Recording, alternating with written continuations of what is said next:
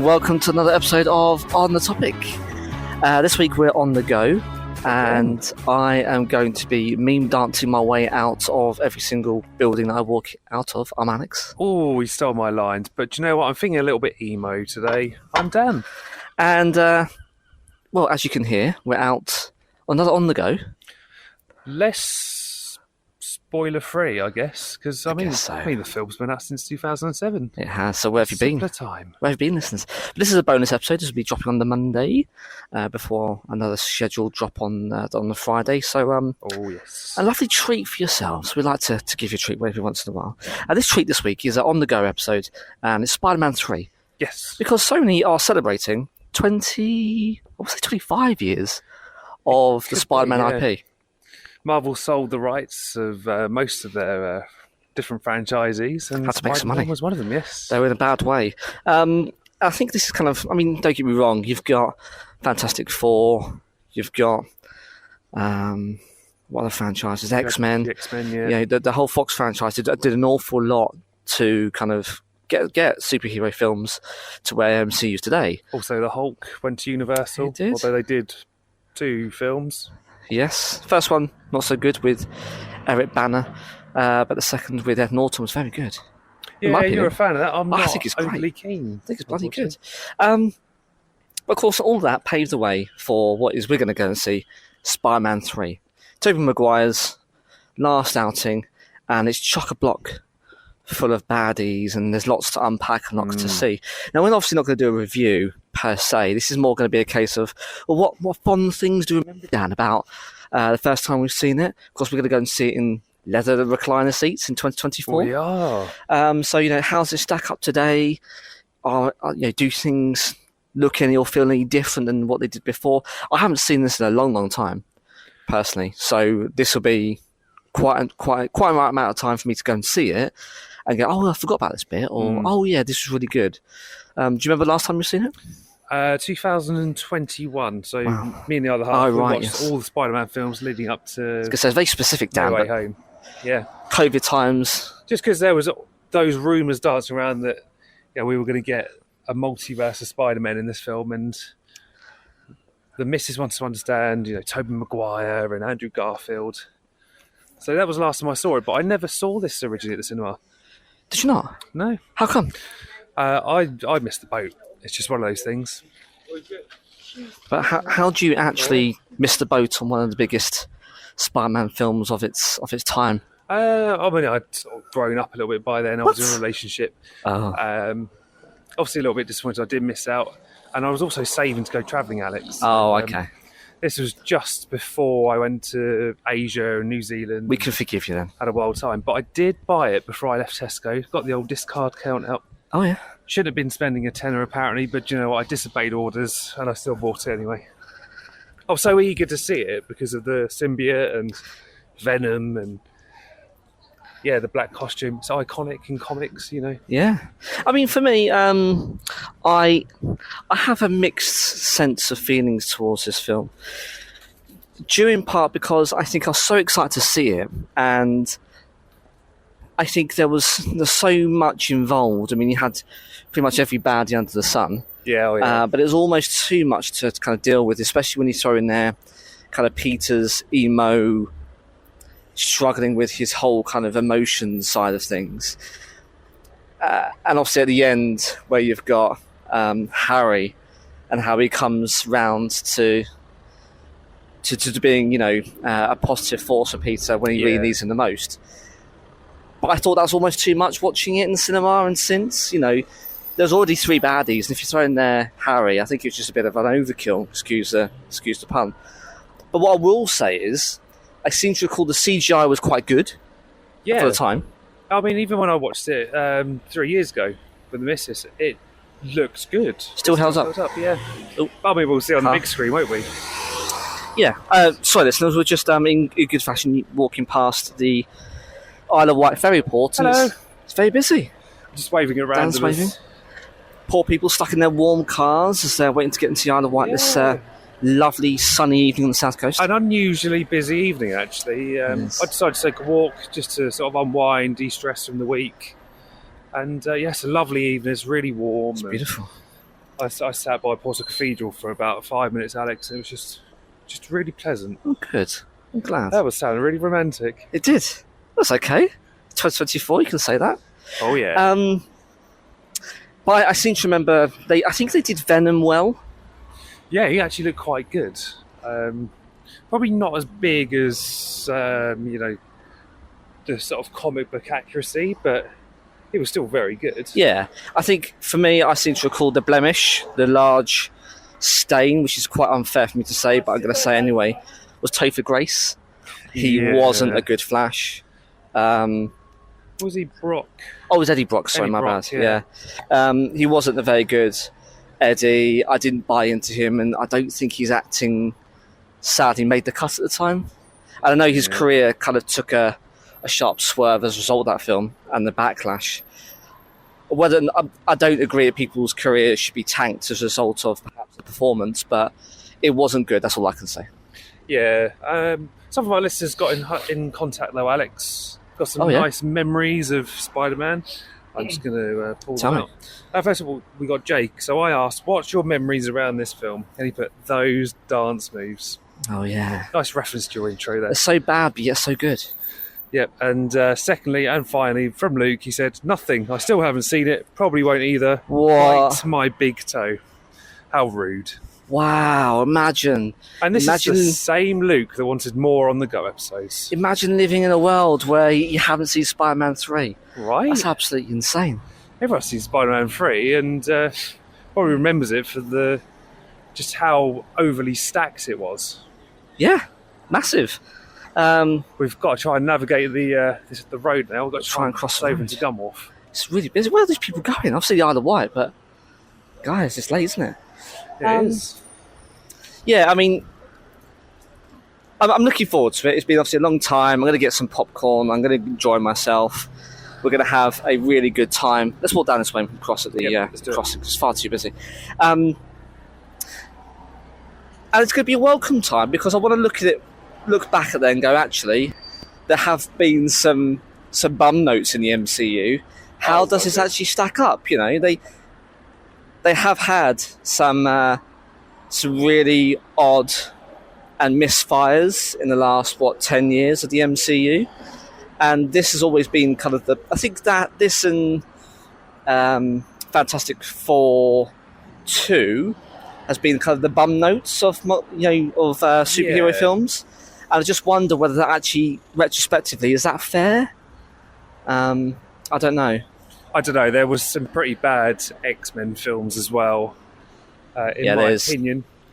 Apocalypse. I'm not a fan of. Yeah, Apocalypse is awful. It's way bad. Was it the Dark Phoenix, the last of the? Never seen it. Still haven't seen it. So, yeah, don't think I'm gonna. I watched it on the plane to Chicago, I think, in 2018. Or might be on the way home. I can't remember. But either way, it's just not. You're better off raw dogging it. Yeah. Don't bother. Yeah. I mean, I would even say Days of Future Past wasn't particularly fantastic. No, it wasn't. I mean, the whole timeline of Fox's X-Men was just all over the place. It's absolute garbage. But I guess that's my point, is there's been so many films since. Actually, does it hold its own, and is that quite fair given everything that's happened since? So I think that's what I'm looking to get out of this. I want to enjoy for what it is. It's Tobey Maguire, who I think did a very good Peter Parker, and obviously since then he's kind of had his redemption arc. And people are clamouring for another Tobey Maguire film since. Well, Sam Raimi says he's on board. He's got to have the right script. I mean, if you listen to Mothballed Movies, there is also the script that never got used. Yes. Let alone filmed. We were supposed to have it in 2011. I know. So, I think for me that's where I'm at. Is there anything else you're looking forward to, Dan, or any particular key parts of the film that you want to reminisce and enjoy in the big screens from 2024? I think when Peter's in the bell tower and the bell's ringing and the singlet falls through the floors, it's very reminiscent of the comics. Oh, it's busy out here today. It's Friday night. Everyone smell the booze from here. Oh yeah, quite literally, and all the aftershave and perfume and the regrets. Exactly. That's just me. Yeah, I think that's what I'm looking for. And again, I know we've already seen it, so it's just a nice evening to sit back in my reclining chair, enjoy, not having to pay attention, let the glorious Spider-Man wash over you. Yeah, exactly. But I think it's probably worth, let's say, discussing that thought of, does it hold up? Is it better than some of the films we've just mentioned and talked about? I agree. Okay. Well, in a blink of an eye, in about 10 or 12 seconds' time, we're back after a couple of hours, and we'll see what our thoughts are walking away from the cinema doors. Absolutely. And just like that, we are back, and I've just spotted two young ladies in pyjamas. They are. Incredible. It's only 20 to 11. Maybe they're having a night out? A night out in? Night out in. Is that a thing? It is now. Wow. I quite enjoyed it, actually. I really enjoyed it. In fact, it's really good. I think it does hold up, actually. I've got a perhaps an unpopular opinion. I think I said before, I'm not really a fan of Venom. I actually really quite like this version. I mean, the proportions are off. It's not the towering monstrosity of the comics or the most recent iteration from Sony, but I actually quite liked it. Yeah. How bad is it? It's more Spider-Man and his movements. It's not hulking monstrosity, and that I can't fault it. I mean, we were talking about CGI, weren't we, as we were in the cinema. What do you reckon, Dan? 2024? There are some moments, I think, where it's a little bit sketchy, but otherwise I think it holds up quite well, especially the way the symbiote moves. It's very creepy in the way it sort of like claws out and even at the end, where you got some very fast CGI going on, where Peter has the rods and smashes the rods to make the sound and the vibrations against the symbiote. It really works. Superimpose the face, but they've got enough blur that it makes it work. I thought it stacked up pretty well. I mean, there's some janky bits, I think, when it gets a bit too big and Sandman's kicking ass, but otherwise, I think it works well, Dan. I think in terms of... put my teeth in terms of storytelling, okay, it's a little bit all over the place. My opinion hasn't changed on that, but it still works. It does overarching. I think the second act is still a dumpster fire. And I think it's even worse now. We knew it was cheesy back in the day, didn't we? With the whole emo look, and I don't think that has improved. In fact, just confirms what we thought all those years ago. But I think when it all comes to, I think it is a nice ending to what was three pretty good stories about Peter and the challenges with Mary Jane and his best friend relationship with Harry. And I think it kind of did justice. I still think there was too much going on. And really, was Harry turning around that quickly after having amnesia and then wanting to, seek justice for his dad? I mean, I don't know if I should give you either for re-lobbing a goblin bomb at my face. I know, right? Disfiguring you. Just forgiveness like that. Okay. Yeah, all right. I had a takeaway though, Dan. I was watching the butler, who's very lovable, but don't you think he could have provided that crucial bit of information following the first film of where Norman ends up impaling himself? Don't you think he could have fucking shared that like 2 films ago? You're like, come on, man! Like, don't have the heart to heart when clearly the son's taken to becoming murderous and following the footsteps of his father. You could have told him that he kind of died at his own hands 2 films ago. You fucking for real? It's been 5 years, Harry. I think that's hard to tell you. Your dad basically snuffed it at the hands of his own glider. Your dad's a knobber, and stop being the same. Do you know what I mean? Like, I think that realisation kind of hit me. Like, come on now, like Sam Raimi pulled that one straight out of his backside, and it has to work because that's the motivating factor about why he ends up helping Peter at the 11th hour. But come on, man, there's all about timing. You could have done it a lot sooner. Do you know what I feel a bit sorry for him now, though. After that entire film, he's the butler. No, he's on his own now. I suppose he's just basically inherited a massive mansion. Yeah, so you'll be fine. And tough shit, he could have avoided all of this kerfuffle if he'd just spoken to the guy that he sees and looks after every day. Do you know what I mean? It's absolute insanity. But apart from that little bombshell that I never really thought about, all those years ago, I still rather enjoyed it. Plot holes and everything. I still get the second-hand embarrassment though from the dance moves, it is especially. really I bad. forgot about the dance moves in the bar where he's dancing with Gwen. I got to put some dirt in your eye. Yeah. Yeah. Oh, it's so bad. It is really bad. I don't know what they're thinking. I think that's what I refer to as a dumpster fire. I can't even think that. I mean, I haven't sought out any interviews with Maguire post to go what he really thought of it, but I can't imagine he thinks fondly of that act, to be honest. That's the only thing that's going to stick with his Peter Parker, I'm afraid. Yeah. The emo phase. But all said and done, I still think he played a really good Peter. Yeah. I think so. And perhaps No Way Home has given me some newfound love and respect for all of the different versions, but I really appreciated what he did, and I still like it. I still think it's good. There's something very interesting about that version of Peter Parker as well, where he forgives Flint Marko at the end, and he's like, well, you know, I've done some bad things, and he's done horrendous things throughout that film. Yes, his dress sense, if not one of them. Yeah, I mean, he's a better man than I would be, for sure. I don't know if I would be quite so forgiving in his situation. Can we just appreciate as well, after all those baggy like trousers and shirts he was wearing, he finally found a fitted suit for the end. He did. And again, I'm not sure if Mary Jane, after all that's happened, would still kind of embrace him in the same place that he smacked her down to the ground. Oh yeah, he basically like hit she's in an abusive relationship. I know we're in 2024, we've got a different lens on society now these days, but she's been gaslit, and you know she's going back to an abusive relationship. That woman just needs to walk away. It's toxic. It's a toxic relationship. Oh yeah, 100%. I mean, do we ever see anything like that in the comics? Oh, probably. Oh, there's worse, no doubt. Yeah. But what are you doing? Music, Danny Elfman. Oh, so good. Very good. I don't think I appreciated how much. And also what I don't think I appreciated quite so much, Dan, was how many memes have been born from that film. You know, there's ones where, you know, he meets Eddie Brock, where he's just wearing a black suit.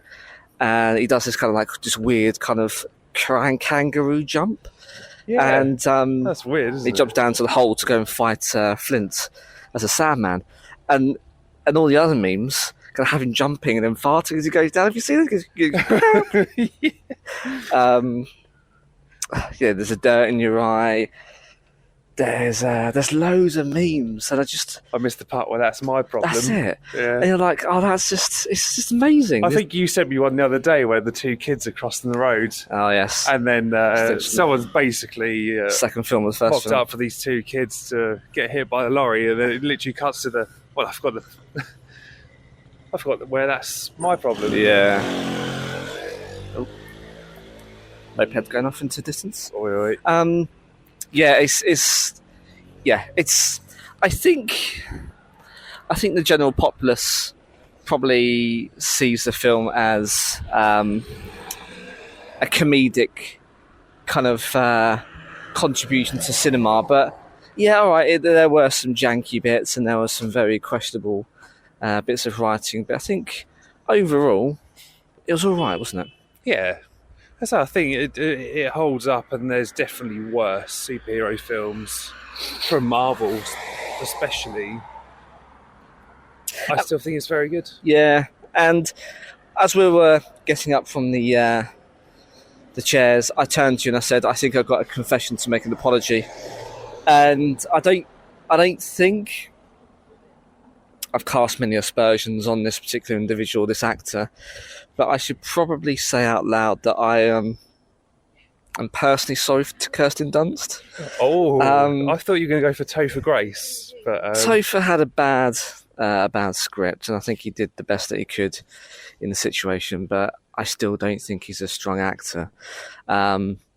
Notwithstanding what I said, probably in your time, listener, about 7 minutes ago, I don't wish ill on anyone or their careers.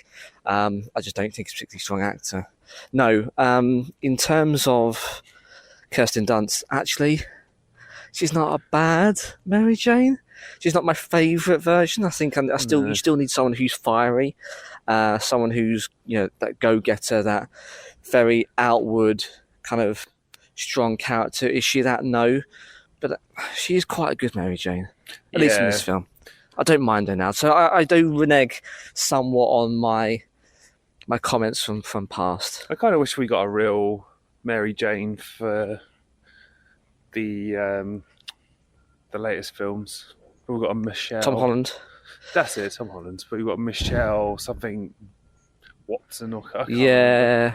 Well, it's the MCU spin on things, isn't it? They Yeah. don't want to rehash. They want to have their own version. I understand why they've done it, but yeah, you're right.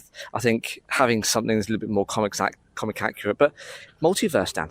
Yeah, that is true. Yeah. So who say we won't get one in the future? Do we need the MCU to bring Spider-Man back, or are we going to leave Sony to just keep bringing out all these villainous films? And we've got Craven coming out soon. Dumpster fires. This is a really interesting question, because would a Sam Raimi film, a Spider-Man 4, work out today? We'll give me a flash. Thank you, man. Across the road. Would the Spider-Man 4 work out today, given the tone of what Raimi would do, and no doubt Danny Elfman will come back for? I don't think it would work. It's very kind of, I don't know the word to use, Dan. Chintzy. It's very cheesy. Yeah. I don't know. I think the MCU kind of grounds itself somewhat in modern reality, tongue-in-cheek, of course, because it's talking about superhero films, escapism, cinema, of course. But does a version of Spider-Man like Raimi's fit in today's kind of superhero genre? I don't know, because he worked because it was the character, but in the MCU. Yeah. And I don't know whether if you had a universe which was Raimi's, whether that would work today, or whether it would be scorned upon like 3 has been. I still think there's a story to be told, and obviously, you know, it went down so well with people from far from home. I just don't know whether we need that version of Spider-Man back. But, I mean, what do you think? I think you're probably right. That trilogy is they're films of their time. You know what I was saying to you earlier. I remember seeing the very first film. I just left school, 2002, and you know it was the superhero film that I wanted and needed. I think the only thing I never liked about Spider-Man was that he naturally produced his webbing. Yeah, that was weird. Which is a bit odd. But they obviously joke about that in No Way Home. They do. So, I mean, would you recommend people going to see it? I mean, it's a bit late now because it's just one day, only in August 2024. Yeah. But if people had the opportunity again, which no doubt they would do, to go and see it in cinema in the future, would you recommend people? Yeah, do you know what? I'd say I didn't see this film at the cinema, so I'm quite glad I got to see it on the big screen. And I can finally say, as a nearly 40-something, I actually really appreciated that. Good. No, I agree. I mean, it's my second time in the cinema. I saw it all those years back. Still today, I think you still appreciate it, warts and all, for what it was. And it still looked half decent. Yeah. I still like that version of Venom. It still looked good on the screen. And it was blown up for everyone to see. And I think, yeah, it's an odd story. With, you know, it's all mixed around and there's too much going on and very convoluted. But if you look past all that and for what it is, I really enjoyed it. I think it's definitely worth a watch if you haven't already, and it does come on the cinema again. Yeah, definitely. Go grab the DVDs, or maybe find, I don't know what streaming platform they're on now at the moment. God, there's so many. They do move around. No idea. Yeah, maybe they'll be lent back out to Disney Plus every couple of months. Yeah, we'll have to see. We will. But yeah, what's coming up next? Oh, yes, that's right. We need to do actual film reviews for Twisters and we do. Yeah, we've got a bit carried away now with On The Goes, but we make no apologies. You asked for it and we delivered. You got 3 on the trot. We have.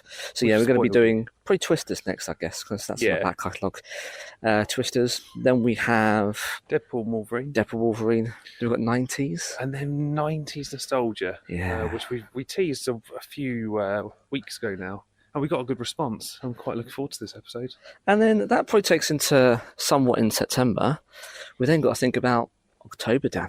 We've got some spooky plans in the mix. We don't really know what our September holds, but October, very much looking forward to that.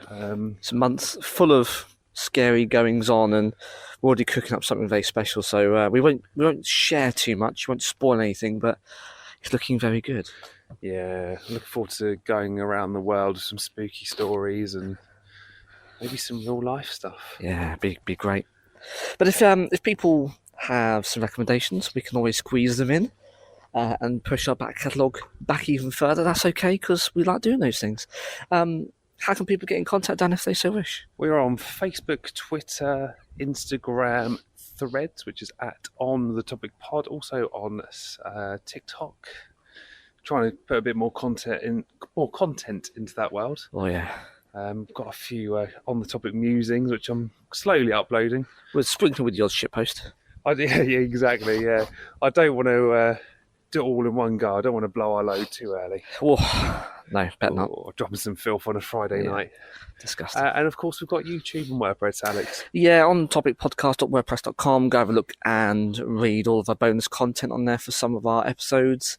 If you don't have a podcast player of preference, you can stream all of our back catalogue actually on there.